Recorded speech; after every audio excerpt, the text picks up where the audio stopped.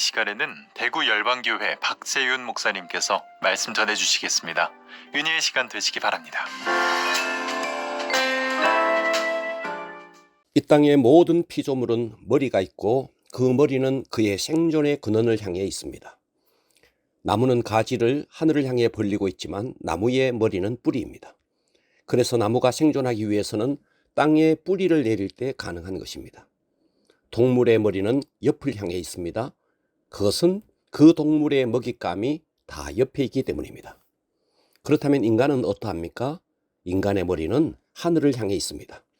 이것은 인간의 생명의 근원이 하나님께 있다는 것을 말하는 것입니다. 그러므로 인간은 하나님의 영이신 성령의 임재 속에 살아갈 때 가장 복된 삶을 사는 것입니다. 고린도전서 2장 12절에는 우리가 세상의 영을 받지 아니하고 오직 하나님께로부터 온 영을 받았으니 이는 우리로 하여금 하나님께서 우리에게 은혜로 주신 것들을 알게 하려 하심이라. 그러므로 우리는 하나님께로부터 온 영이신 성령의 임재 속에서 하나님이 주신 풍성한 은혜를 누리며 살아야 합니다. 임재란 임할 임 있을 재, 즉 성령님이 우리 가운데 임하여 있는 것을 내 영혼이 인식하고 경험하며 사는 것을 말합니다. 그러면 성령의 임재가 왜 중요할까요? 그것은 성령의 임재 없이는 신앙생활도 또 주의 일도 불가능하기 때문입니다. 우리는 내가 생각해서 주의 일을 하면 다 주의 일인 줄로 생각합니다. 그러나 그렇지 않습니다. 우리는 주의 일이라는 이름으로 얼마든지 내 명예를 위해, 내 이름을 위해 일할 수 있습니다. 돌아보십시오. 우리가 주의 일을 한다고 하다가 조그마한 일로 기분 상해하고 자존심 상해합니다. 그것은 성령으로 하지 않고 내 의로 했기 때문입니다. 내 의로 일을 하다 보니 누가 알아주지 않거나 인정해주지 않으면 섭섭해지고 시험에 빠지는 것입니다. 우리는 주의 일을 할 때 명심해야 합니다. 주의 일의 주체는 성령님이십니다. 나는 단지 도구에 불과합니다. 농부의 손에 들린 홈이나 괭이가 땅이 딱딱하다고 불평하지 않습니다. 마찬가지로 우리가 주의 일을 하다가 불평하고 원망하는 것은 자신이 주의 손에 들린 도구라는 사실을 망각하고 자기의 의로 일했기 때문입니다. 그러므로 우리가 주의 일을 할 때 성령으로 해야만 주의 일이라는 사실을 한순간도 놓치면 안 됩니다. 그러므로 성령의 임재는 선택사항이 아니라 필수사항입니다. 왜냐하면 성령으로 한 일만 하나님이 인정해 주시기 때문입니다. 만일 성령으로 하지 않고 내 의로 하면 이 땅에서 이미 상을 다 받은 것입니다. 모든 사역은 성령으로 이루어져야 하기에 성령의 임재는 너무나 중요합니다. 그러면 성령의 임재를 강하게 느끼는 방법은 무엇일까요? 성령의 임재는 각 성도의 믿음에 따라 개인차가 있습니다. 만일 전폭적으로 주님을 신뢰하면 그만큼 성령의 임재는 강하게 나타납니다. 저희들이 어렸을 때 자전거의 배터리로 전기를 일으켜 물고기를 잡은 적이 있습니다. 음극과 양극을 물에 갖다 넣으면 전기가 통해 순간 고기가 기절합니다. 그런데 전기와 가까우면 고기가 기절하지만 먼 곳에 있는 고기는 아무 일도 일어나지 않습니다. 마찬가지로 성령의 임재가 강하게 나타나려면 주님과 가까워야 합니다. 그런데 성령의 임재를 느끼지 못하는 이유는 우리가 영적으로 무뎌져 있기 때문입니다. 우리의 몸도 굳은 살이 박히면 느낌이 약합니다.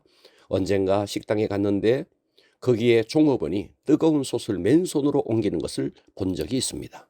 물어보았더니 뜨거운 것을 매일 잡다 보니 살이 굳어져 느낌이 없다고 했습니다. 영적으로 무뎌지면 영적 감각이 사라집니다. 축농증에 걸리면 냄새를 맡을 수 없고 똑같은 눈이지만 시력이 약하면 보이지 않고 똑같은 귀지만 청력이 약하면 들리지 않는 것처럼 영적으로 둔하고 무디면 분명히 영적 역사가 있는데도 본인이 느끼지 못하는 것입니다.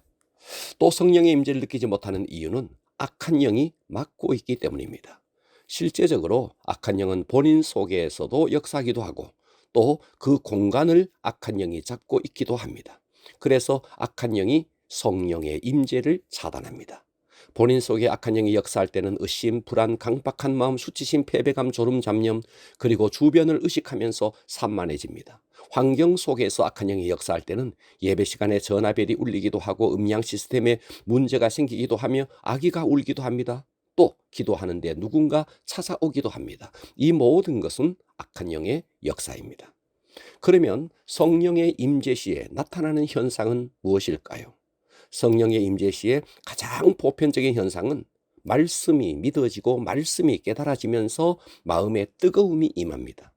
그러면서 회개의 역사가 일어나고 기쁨과 감사의 눈물이 쏟아지기도 합니다.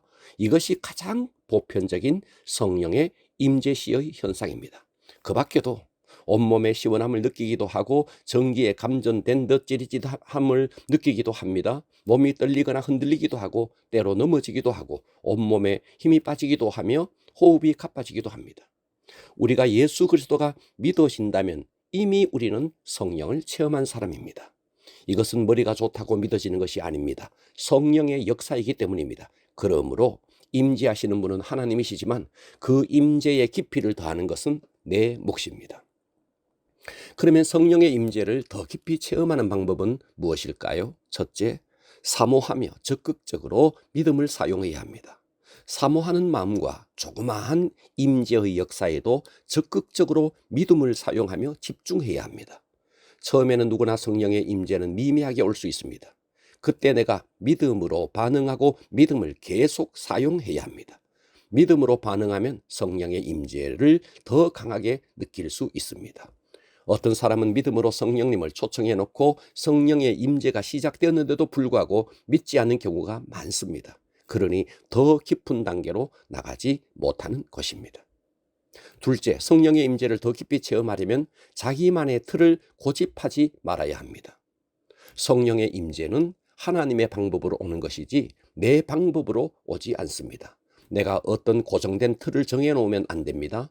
성령이 임재할 때 나에게는 떨림으로 와, 나에게는 뜨거움으로 와, 나에게는 넘어짐으로 와, 이렇게 나의 고정된 틀을 고집하지 말아야 합니다.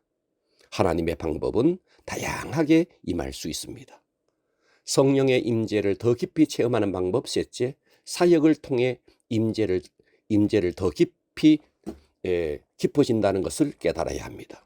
임재는 사역을 해도 좋다는 사인과 같습니다. 임재는 하나님이 보시기에 사역하기 좋은 상태로 바꾸어진 상태입니다. 임재 속에서 성령님이 지시하는 대로 사역에 순종하면 임재는 더 깊어지고 사역은 탁월하게 이루어집니다.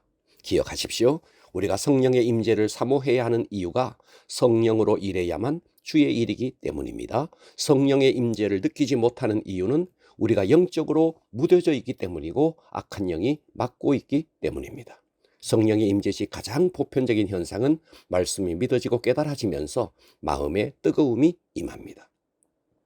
그러면서 회개의 역사가 일어나고 기쁨과 감사의 눈물이 쏟아지기도 합니다. 우리 모두 성령의 임재를 사모하시고 믿음을 계속 사용하면서 사역함으로 성령의 임재를 더 깊이 체험할 수 있기를 주님의 이름으로 축원합니다.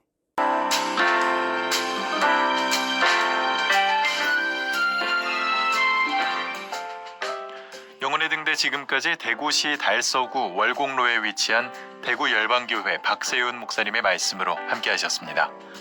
이 시간 방송 들으시고 신앙생활에 도움받기 원하시는 분들은 대구 지역번호 053-636-4944번 대구 열방교회로 전화하시기 바랍니다.